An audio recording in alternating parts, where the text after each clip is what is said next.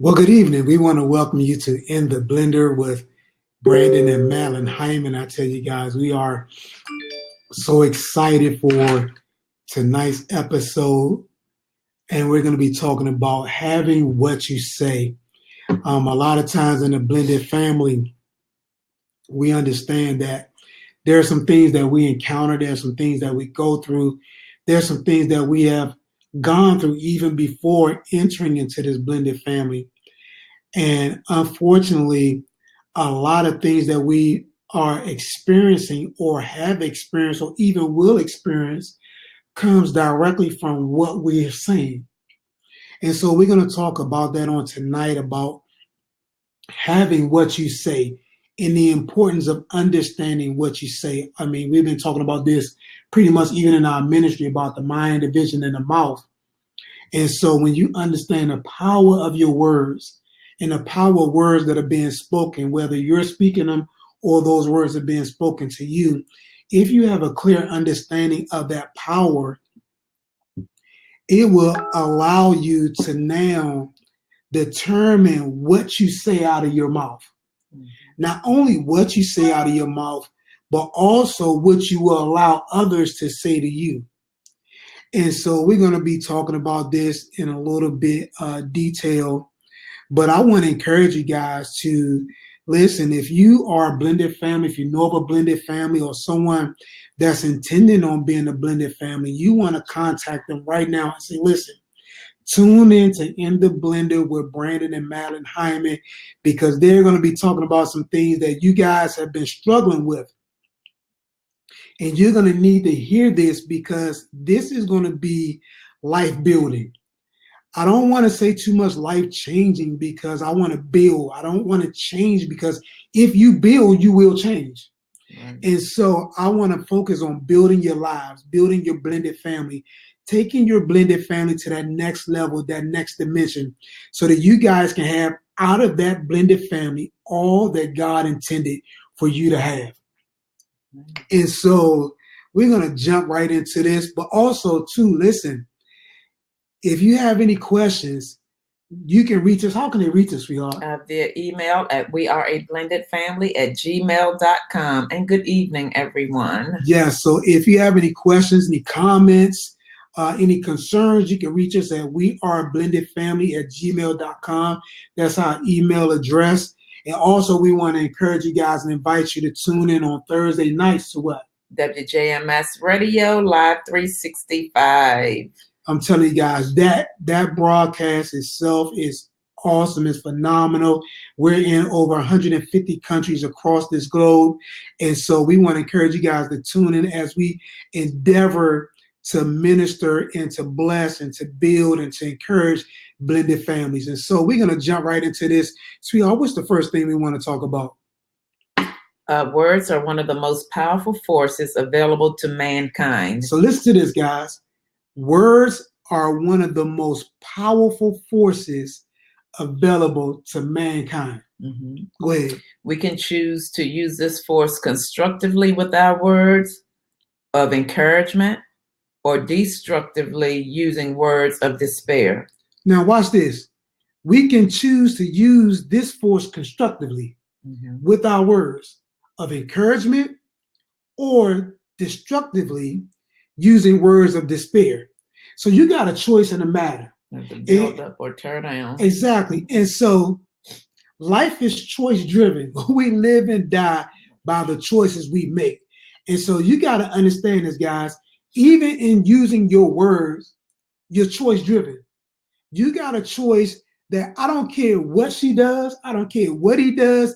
You have a choice in how you respond. Mm-hmm. I don't care what the children do. You have a choice on how to respond. One of the things, and a lot of this sometimes too is cultural. Mm-hmm. A lot of times different cultures handle how they say things differently, especially when it relates to children, because this blended family isn't just about husband and wife, but we're talking about children as well. And unfortunately, we don't spend enough time dealing with the children because we are raising children, we're raising adults. Right. And so if we don't have that understanding, first of all, we'll miss out on a lot of things because we're not preparing them for when they become adults. Mm-hmm. And you're wondering why, when they become adults, they still act childish because you think you're raising children. No, you're not raising children. You're raising adults. And consequently, if you don't understand you're raising adults, when they become adults, they're going to still act like children. That's why you say he's immature or she's immature or they just won't grow up or they act like they're 14 or 12 or 6 or whatever. Why? Because that's the level in which you're dealing with them. That's the level in which you're talking and communicating with them. And so eventually that's what they're going to grow up to be. They're going to be stuck at that level. And so I want to encourage you guys that even when you're dealing with your children, understand this, you're not raising children, but you're raising adults. Yes. So we can choose to use our words or use this force constructively with our words of encouragement or destructively using our words or using words of despair. Go ahead, sweetie. Words have energy and power with the ability to help, heal, hinder, hurt, harm, humiliate, and to humble. So words have the energy and words power. have energy and power. Energy and power. And that right there is a mouthful because most people think they're just speaking words. And you thinking your words don't have any energy and they don't have any power. You go into a room and you say something you don't have no business saying. Guess what you just did? You just sat or zapped all the energy out of that room. Or you come home and you say something that you really shouldn't say to your spouse, or you say something that you really should have thought about before you said to your children. Guess what you just did? You just changed the energy in that room. And now what was joyful and what was zealous and what was happy and what was encouraging, man, they don't want to be bothered. You know, nobody want to talk. Nobody want to communicate. Nobody want to interact with each other. And so you got to understand that those words not only have power, but they have energy. And then it says that energy has the ability to help, to heal, to hinder, to hurt, to harm, to humiliate, and to humble. So our words can do all these things. Your words can be helping somebody, it can be healing somebody, it can be hindering somebody, it can be hurting somebody, it can be harming, and that somebody is your family. It amazes me, and I remember. You gonna go with that saying? What's I know that you was gonna go back to when you was little. You hear people say sticks and stones. No, I'm gonna go there. I'm going. You move too fast. You move too fast. This is all over. It's just moving. No, I was thinking about the time when we were in the Marriage Made Easy, and Apostle asked the question. And Marriage Made Easy is our ministry's platform for dealing with the family or marriages. And so there was a question asked some years ago, almost about 10 years ago, about 8 years ago. It's been a while. And that question was asked, how many couples never argue? Oh, yeah. And there was, and this particular couple that raised their hand, I mean, that's my couple. And they raised their hand and said they never argued. And for the most of us, that just seemed like, man, y'all lying. I mean, like, really? Like, you never argued? For a long time. And they had been married for a long time. But they set in themselves early on, or even before they were married, that they were going to communicate issues. Right. And arguing wasn't going to be a part of that communication. And so understanding that, listen, we don't have to go on that level. We don't have to take things to that level. Because a lot of us was raised in homes where arguing was, the norm. You were brought up in homes where that's all you knew is how to argue. All you knew was how to fuss and fight. And so now you're in this family, especially this blended family dynamic, which can be a little more difficult because you already got a lot of different systems that you're trying to blend together. That's why we call in the blender, because you got these systems, these family systems that you're blending together, that you're trying to make one. And sometimes, man, when you're blending stuff together, initially it don't taste good. You ever get one of them shakes and it's one of them super energy shakes, and it's one of those high protein shakes or something that's supposed to really boost your immune system, and you taste that thing, you're like, oh my God, that's disgusting. Mm-hmm. Well, guess what? Sometimes even in the blender, there's some things that you're going to be blending, that you're going to be putting together that's going to be beneficial. Mm-hmm. It's going to be to your good. It's going to be to your benefit.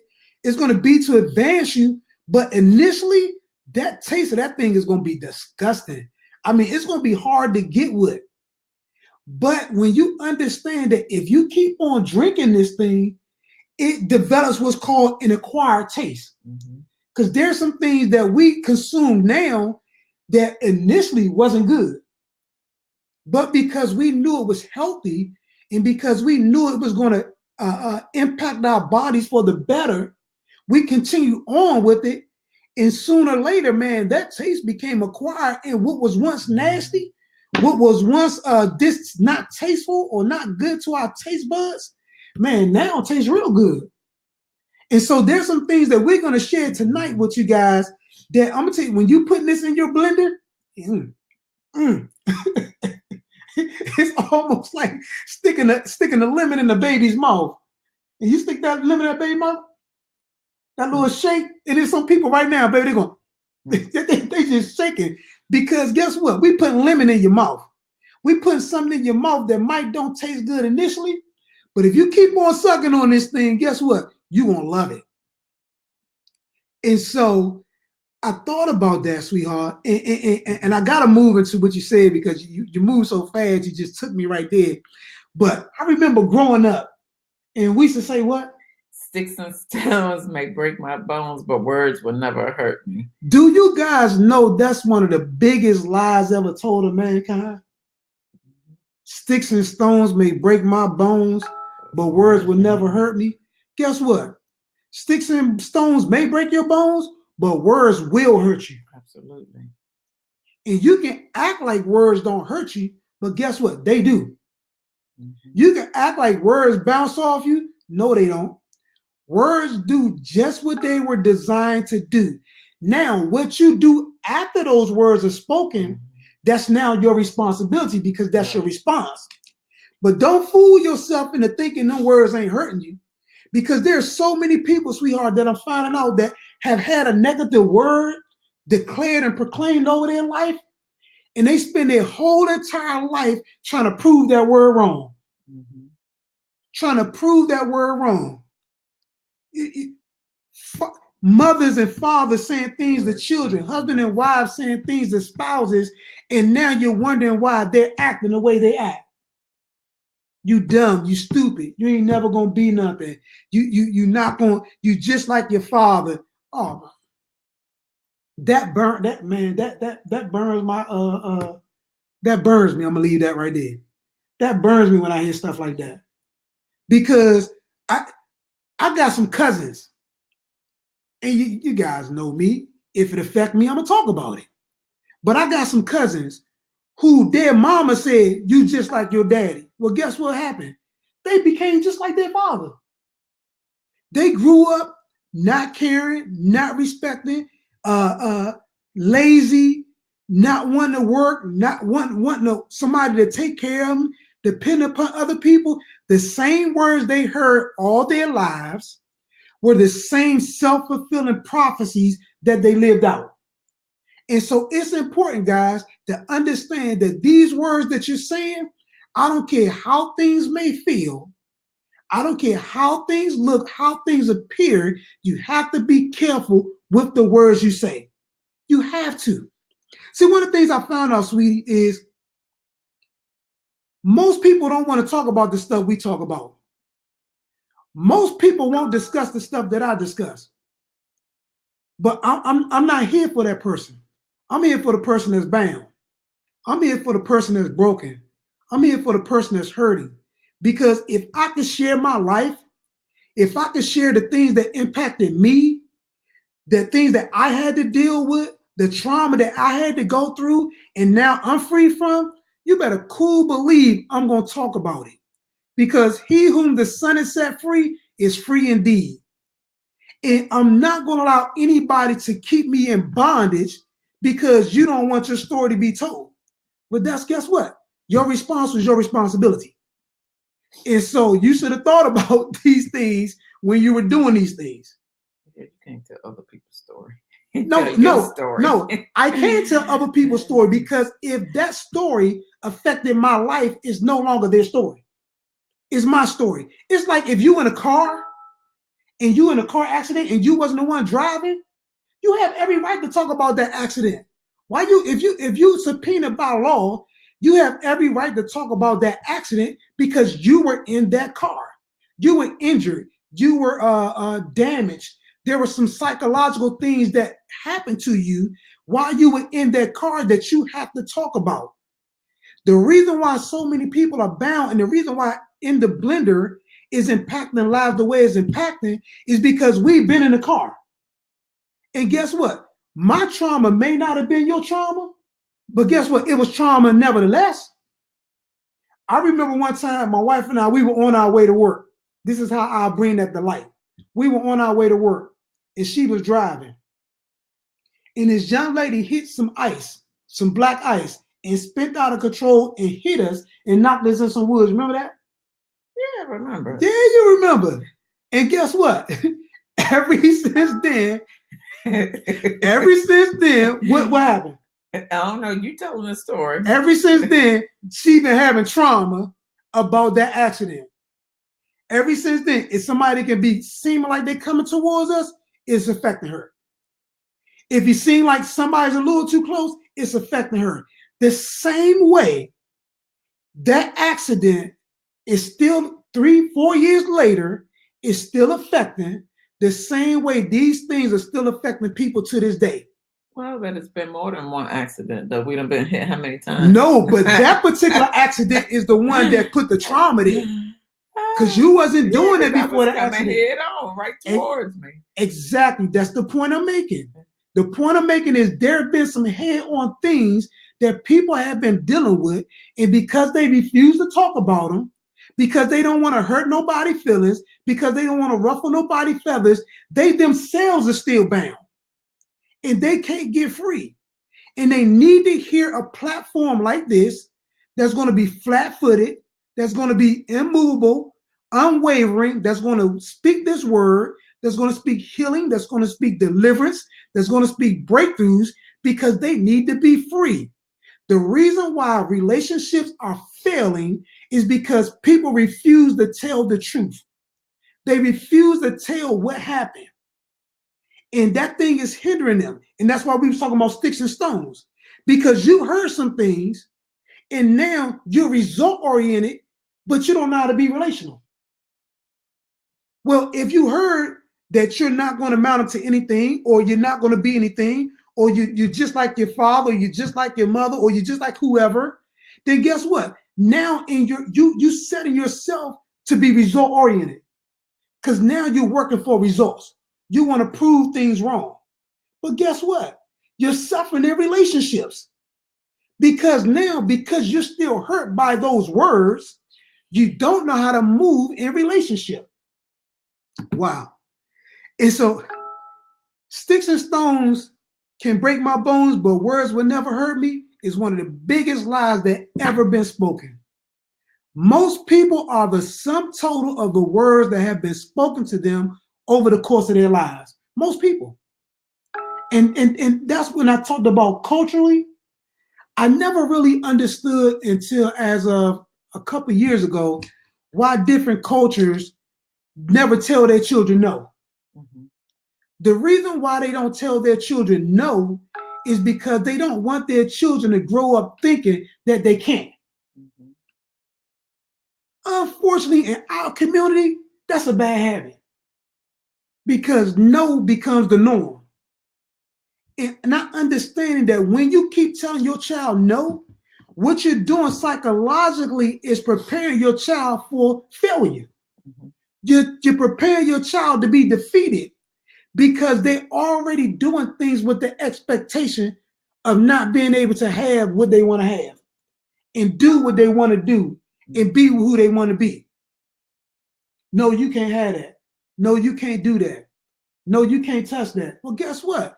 They go through their whole life feeling that way. And one thing I love about Mormons is at a young age, they send their kids out 2 by 2. And they send their kids out 2 by 2 in unfamiliar territory to talk to people. Mm. And most people, you just think that's because they want to share their Mormon faith. That's in part.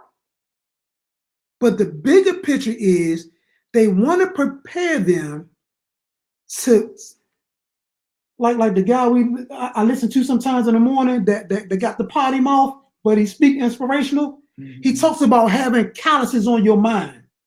They want their children to have calluses on their mind as it relates to rejection, so that when rejection comes, it doesn't affect them the way it affects others. And so Mormons already understand when they go into the African American community, they're gonna hear a bunch of no's. They're gonna get a bunch of doors slammed in their face. But guess what that does? That prepares them for life and success. So when they go out there into the world and they go out there into the job market and they start businesses and things of that nature, no doesn't affect them the way it affects other people. That's why even in relationships can be so volatile, because people have heard no all their life. Mm-hmm. And now when that young lady says she no longer wants to be with you, that's another rejection. And I've been rejected all my life, and now I can't move forward because I've been rejected. And vice versa with the young lady, the same thing. Now you want to burn his clothes up. You want to throw bleach on all his gear. You know what I'm saying? You want to cut up everything because all you've ever heard was no. You've been encompassed with rejection so much by negative words that now you're snapping. And so we want to deal with this thing, guys, because it's affecting your family. It's affecting your relationship. There were some things early on, man, that I had to learn. I couldn't say that. I couldn't do that. How you know like that? No, Chief said, "Thank the Lord." The great Madeline said, "Yeah." Yes, thank you, Chief. You know, boy. You better believe it. I was thankful she said yes. No, really, I said yes.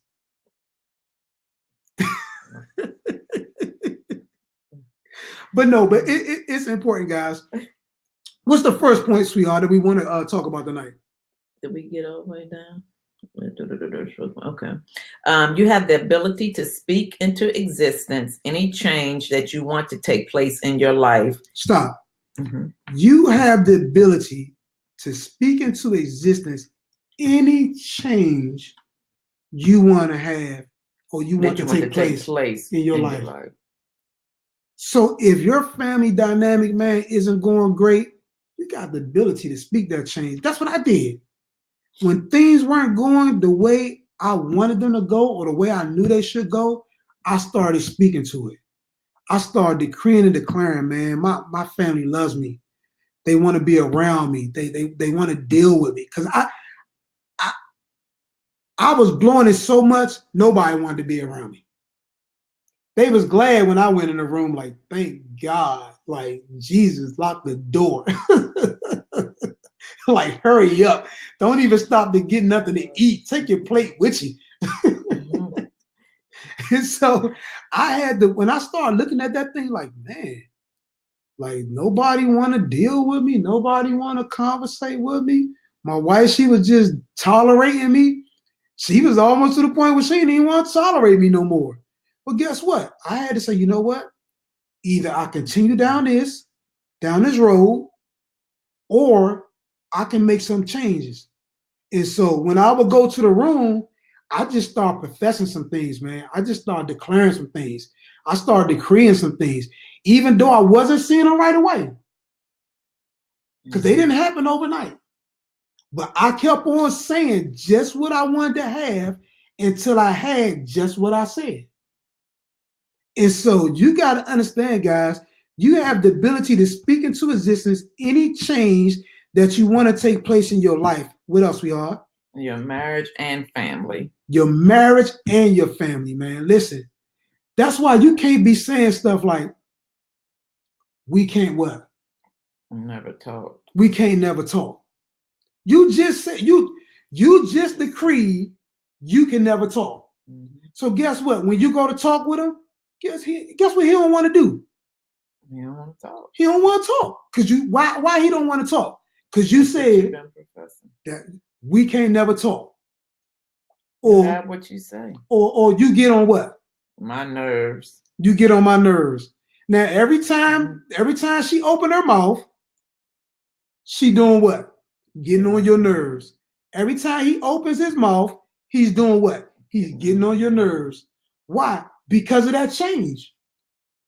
It wasn't always like that, but because you kept on saying it, you got just what you said. Mm-hmm. You put that into existence. You brought about that change. And so we bringing this to light, guys, because these are subtle adjustments.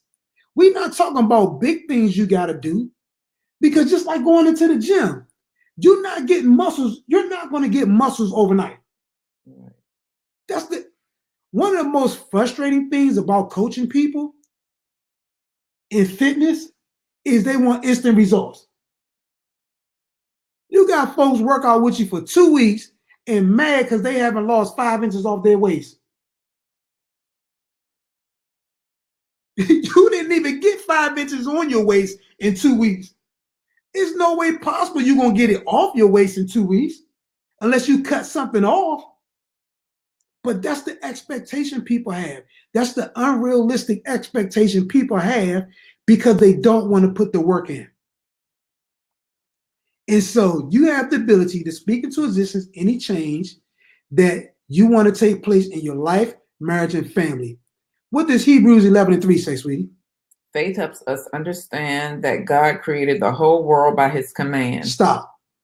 This is what faith does. Faith helps us. Chief, you know who faith is, right? Faith helps us understand that God created the whole world by his command. Faith is Chief's sister. Oh, okay. That's Chief's sister. And so that's what faith does. It helps us understand that God created the whole world by his command. So watch this. If he created the whole world by his command, guess what you're doing? The same thing. The same power.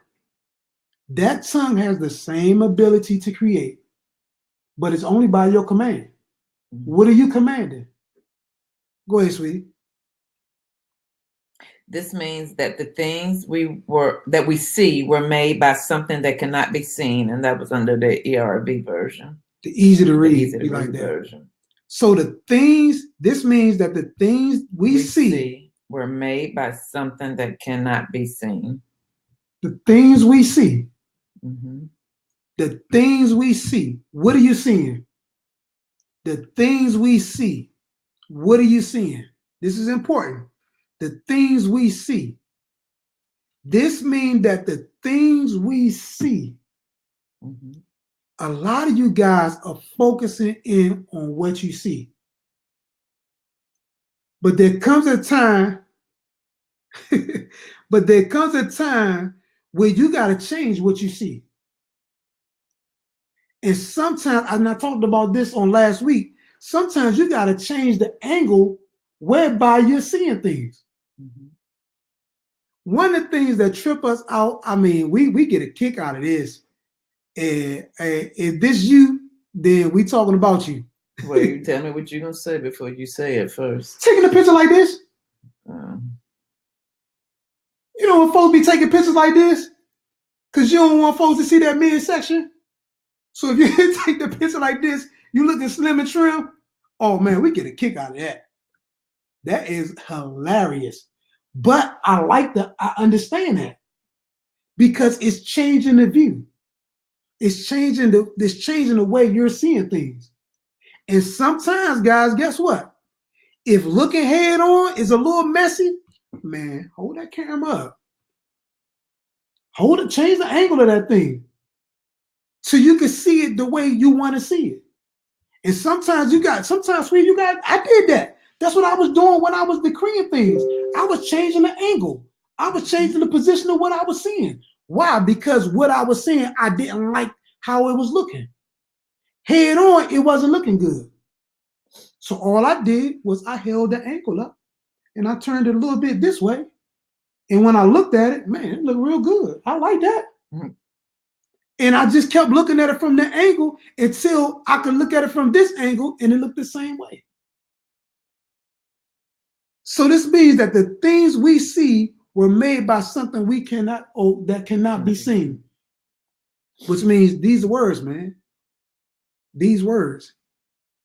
Your confession will eventually bring things into fruition. Your confession, man, will eventually bring things into fruition. That's what your confession will do. Mm-hmm. You keep on saying this stuff, man, it's going to eventually take place. What I love, and I pulled this up because last Sunday, Pastor Jeff did such an awesome job when he talked about Genesis, when he's talking about in Genesis 1. And so I wanted to talk a little bit about that because I just thought it was just so impactful. But it talks about in the beginning. So listen to this, guys. Watch this. Because I think a lot of you guys are going to like this, right? Because we're talking about your confession bringing things into fruition. In the blended family. In the blended family. Because this is important. Because starting off, you're not going to have this thing together. Mm-hmm. There are going to be some things that you're going to understand, but like the song say, by and by, or you understand it better by and by. And so we want to help you get a better understanding. So he says, then God said, let there be light. But what I like about that, and most people don't talk about, is then it goes on to say, and he saw the light. Mm-hmm. Every time God said something, he saw something. Let me say that again. If you read Genesis 1, every time God says something, he saw something. Mm-hmm. Genesis 1, 3 and 4. Genesis 1, 6 and 7. Genesis 1, 9 and 10. Genesis 1, 11 and 12. Genesis 1, 20 and 21. Watch this. Then we go down to 6 and 7. Then God said, let there be a space to separate the water into two parts. So God made the space and separated them, and he named the space. And then, watch this. He said it, and then he named it, which means once he said it, he saw it. Every time he said something, he saw something. Mm-hmm. You have to understand, guys, when you want this change in this blended family, or even when you want to take this family to that next level, that next dimension, you're going to say some things, and then you're going to see some things. Yep. It is impossible for you to say something that you don't see. Wow. It's impossible to say something that you don't see. Mm-hmm. What you think? What you say?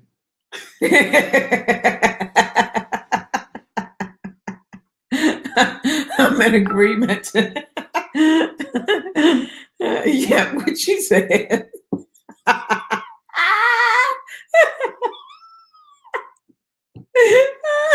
This is one of those moments, guys. This is one of those moments.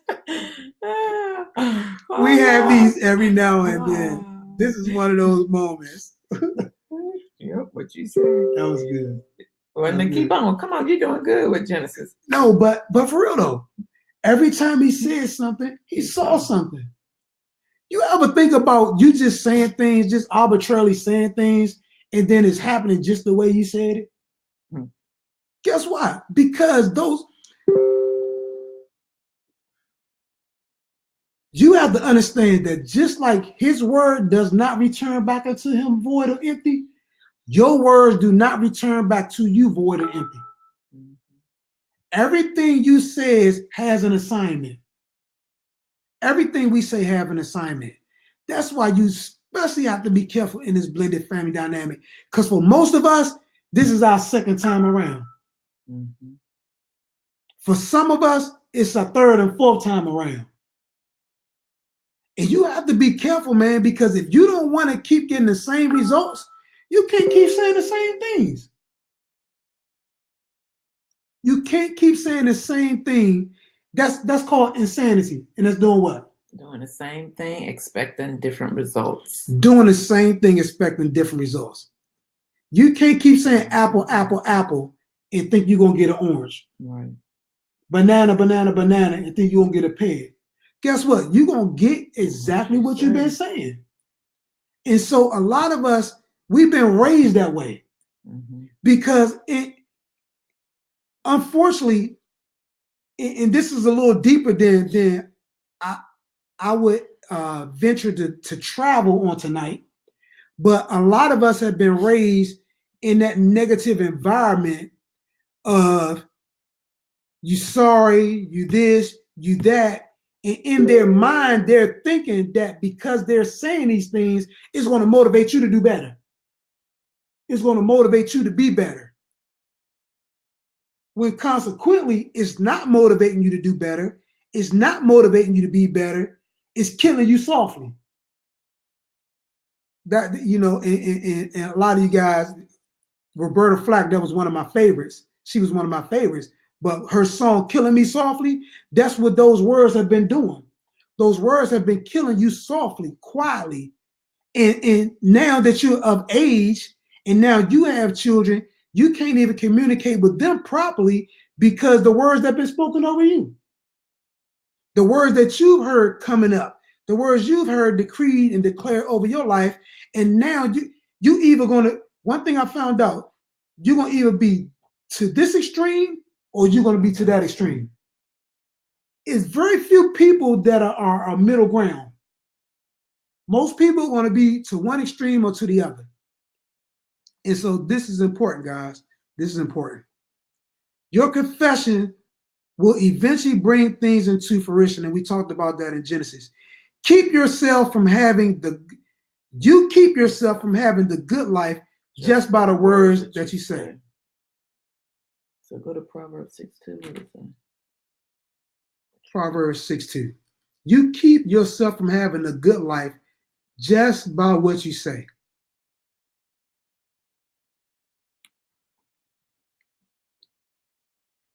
If you do, or if you don't, your words will trap you. Mm. Now let's see that what it says in the King James. I think I liked it better in the King James.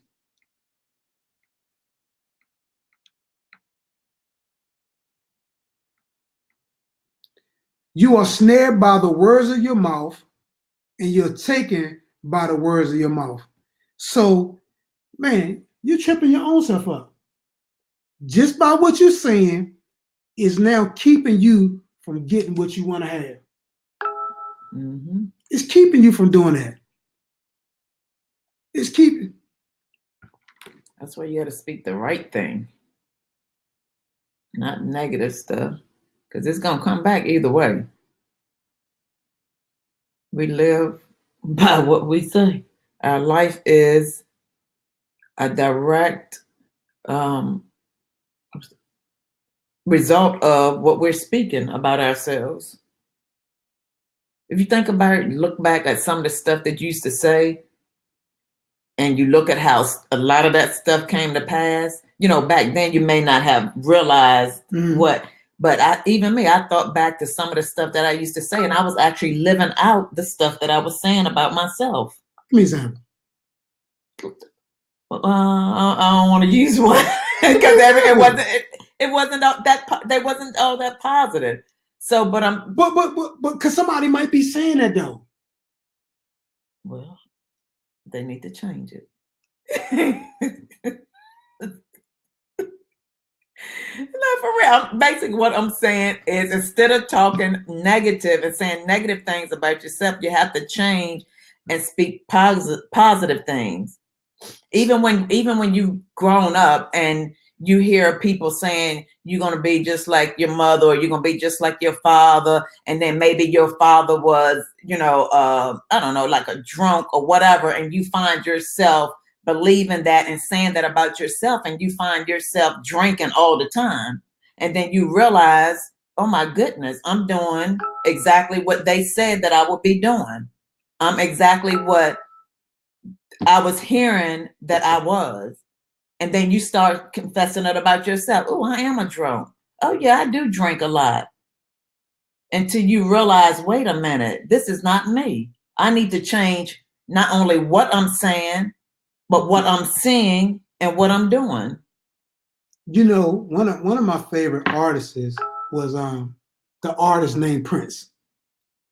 And it's funny that we're talking about this, especially we're talking about hearing things when we were growing up. Mm-hmm. And we talked about hearing stuff like, you just like your mother or you just like your father. And one of my favorite songs growing up during that time of listening to Prince was When Doves Cry. And you guys, I mean, if you are Generation X, baby boomer, you know that song When Doves Cry. Mm-hmm. But one of the parts I used to love, and I never really understood why I liked that part so much, but Prince used to say, maybe I'm just like my mother, which denotes or connotes or leads me to believe that he heard somebody tell him, you just like your mother. Because in the song, he said, maybe I'm just like my mother. She's never satisfied. And some of you guys, unfortunately, that could be true. And so you got to now change the narrative whereby what you've heard. And it don't always mean either that it came right from in the household that you were in either. So when we say that, it ain't necessarily like your mother said it or your father said it. No, because you got family members that say it. Growing up, it could be family members. It could have been teachers. It could have been anybody that's in an authoritative position that you looked up to, especially when you listened to, especially when you got a family that's known for certain behaviors. Right. So it didn't necessarily have to come directly from your parents that you were in a house with. It could have came from any authoritative person, or in leadership, or a teacher, like I say, anybody that was older than you and you younger, you're going to believe what they say. And so Prince said, maybe I'm just like my mother. She's never satisfied. And then he turned around and then he talked about it. He said, well, then, hold on. Maybe I'm just like my father. Now, he went from being just like his mother to now being just like his father. And this tug of war that he had within himself came from the words that was spoken to him at an early age.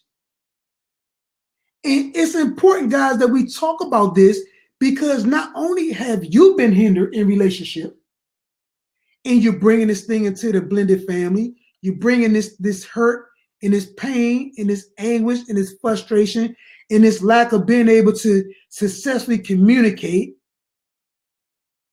You're bringing that into the relationship, but then you're passing it on to your children. One of the things I love about what I love different things that all of my kids do, or all of my children do. But one of my daughters in particularly, she won't allow her kids to say negative stuff to each other. Mm-hmm. They can form their mouth to say something negative they want to. They're gonna have a problem. Because she just won't tolerate that. Why? Because she don't want that struggle to follow them throughout their lives. And now they can't have positive relationships that they need to have and that they should have, because these words have now gripped them and kept them from doing and having all that they should be doing have. They can't even play. No, they can't even joke.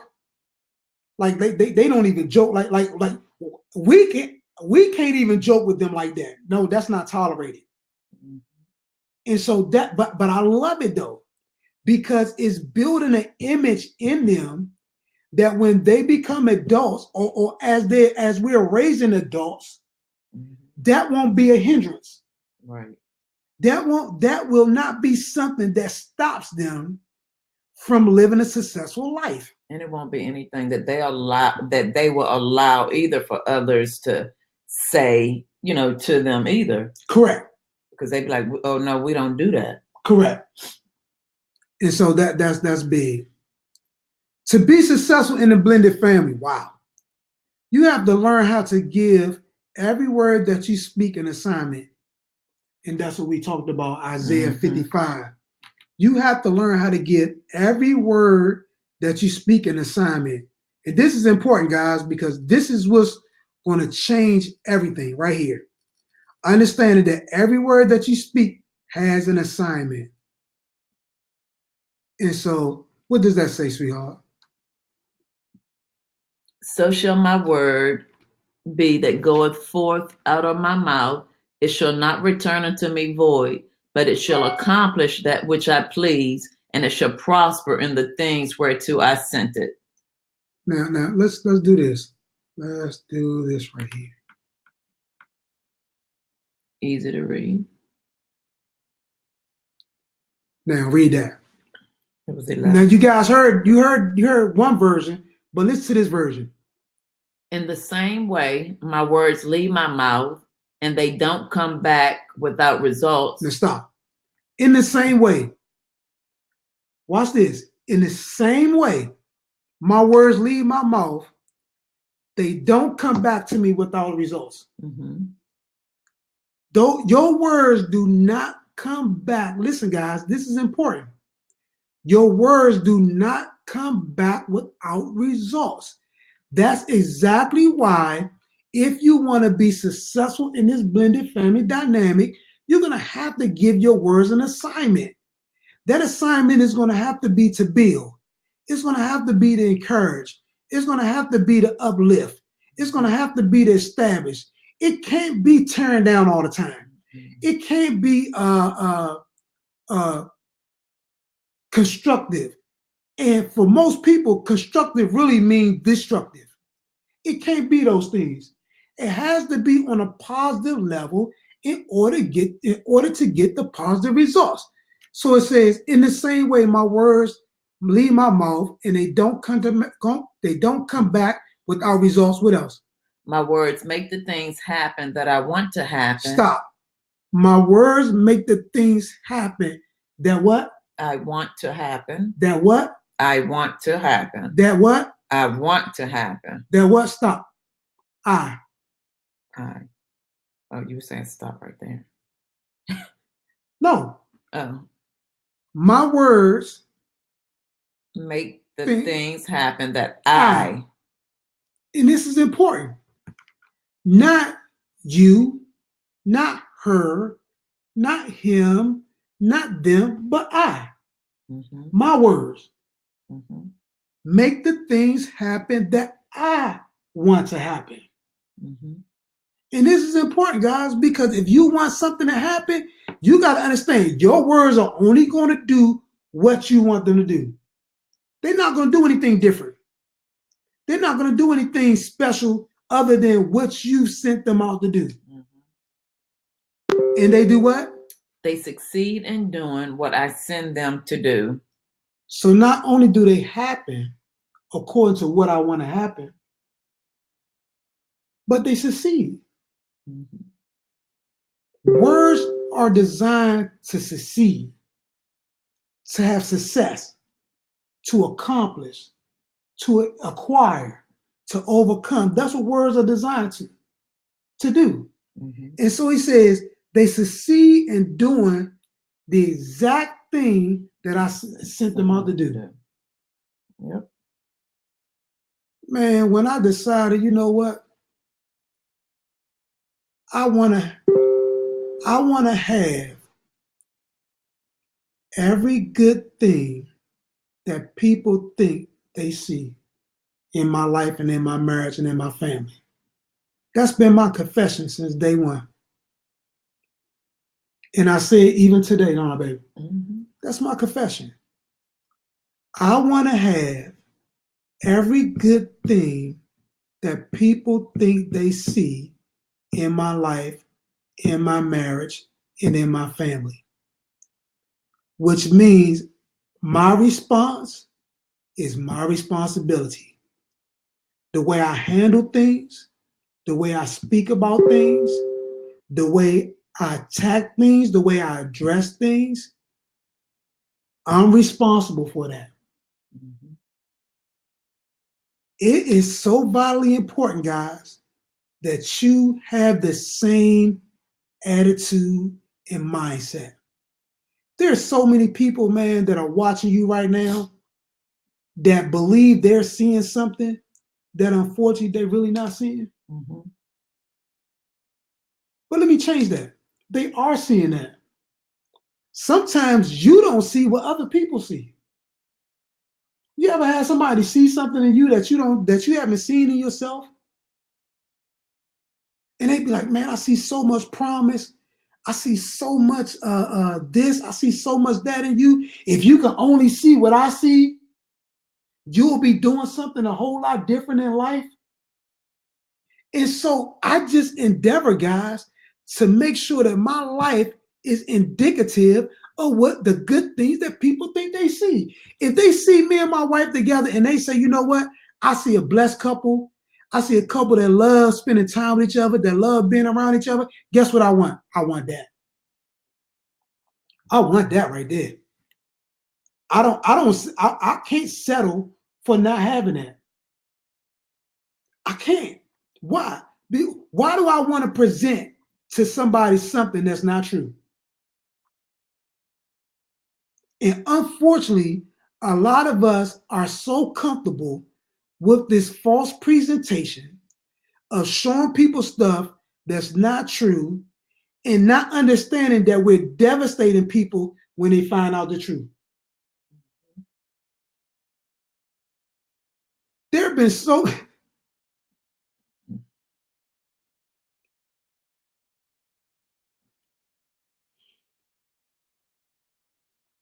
I am so thankful that I've had people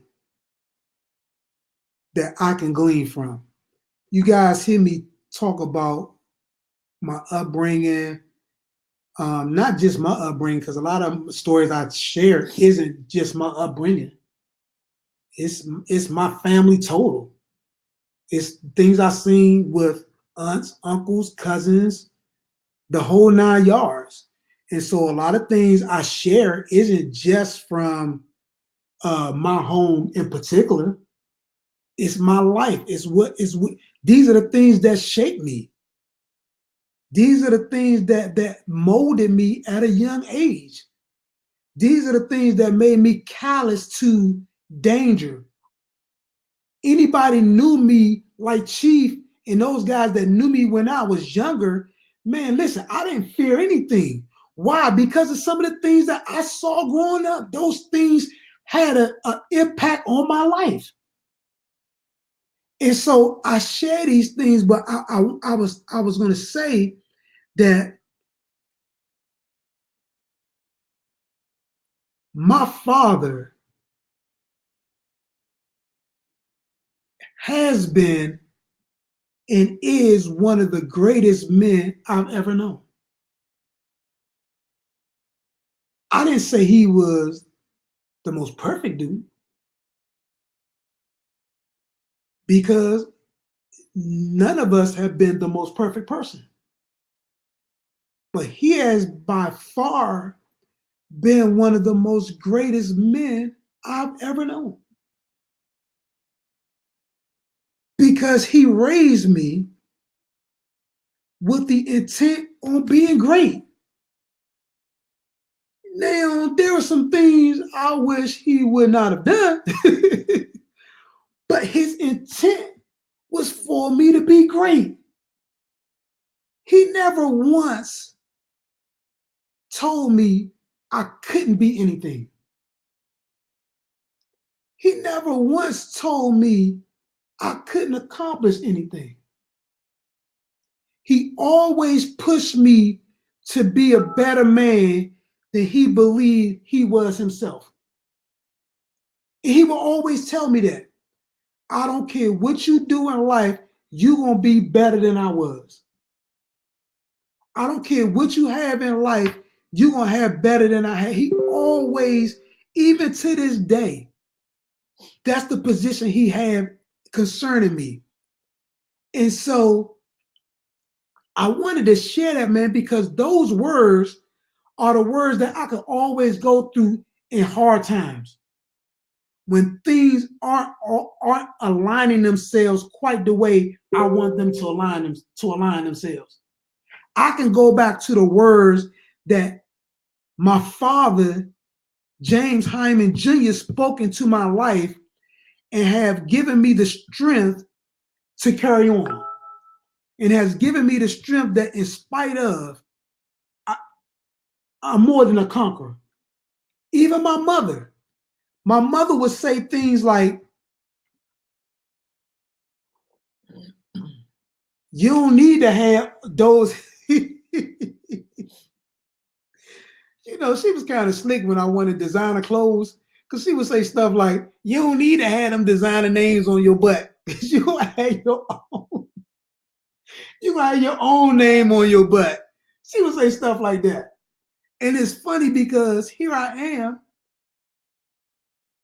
designing my own clothing line, working on that, have my own tennis shoe. But this was stuff that my mother told me growing up. Now here you are almost 50 years later, those same words or those very words are now coming to pass. And so I gotta shout my parents out, man, because I gotta make things clear. When I'm sharing these stories, it ain't just about them. Trust me. 90% of this stuff is not even really about them. I seen some things growing up. I experienced some things growing up, and it affected my growing up. It affected even our relationship and how I had to set myself to be a certain way as relates to my family, as relates to my children, as relates to my wife. And so, man, we want to encourage you guys, listen, you have what you say. Make sure you're saying the right things. What's the quote I've been saying lately, or I've been sharing lately? I don't know which one you're talking about. The man that says he can and the man that says he can't are both usually right. You hear me, guys? The man that says he can and the man that says he can't are both usually right. Why? Because they have what they say. Absolutely. And so we want to encourage you guys, listen, monitor what you say. Like you used to hear growing up, watch your mouth. Watch your mouth. Watch what you say. If you don't want that in your life, man, don't say it. If you don't want to experience that in your life, don't say it. If you don't want that for your children and for your spouse and for your family, don't say it, because you're going to have it. We love you guys. We thank you for tuning in to In the Blender with Brandon and Madeline Hyman. Listen, you want to order our book, The ABCs of the Blended Family. It's an awesome short read.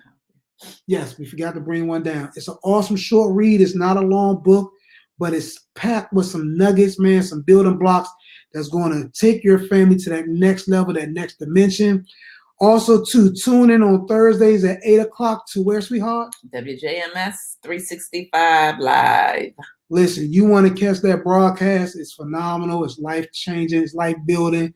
We love you guys. We thank you for tuning in. If you have any questions, any comments, any concerns, how do they reach us? You can email us at weareablendedfamily@gmail.com. And also don't forget to check out our website, intheblenderministries.com. There's also t-shirts on there that you can order. So go out and support us. If you don't want one, that's another blended family with one. You want one. But you want one. We love you guys. We thank you for tuning in. And See until you guys next week. next week. Bye-bye. God bless.